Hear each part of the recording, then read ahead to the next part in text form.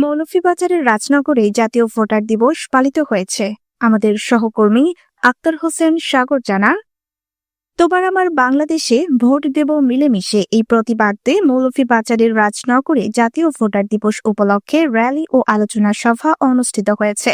2 March সকাল 11টায় উপজেলা নির্বাচন অফিসের আয়োজনে উপজেলা পরিষদের সম্মুখ থেকে র্যালি বের হয়ে রাজনগর বাজারের প্রধান প্রধান সড়ক প্রদক্ষিণ করে উপজেলা নির্বাহী অফিসারের হল রুমে এসে আলোচনা সভায় মিলিত হয়।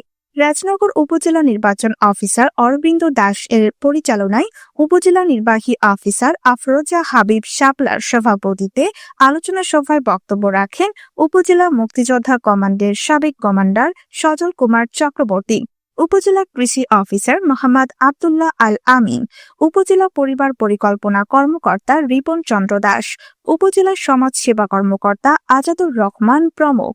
এ সময় উপজেলা প্রশাসনের বিভিন্ন দপ্তরের কর্মকর্তারা, রাজনৈতিক নেতৃবৃন্দ, সাংবাদিকবৃন্দ সহ উপজেলা সদরের বিভিন্ন সামাজিক সংগঠনের নেতৃবৃন্দ উপস্থিত ছিলেন।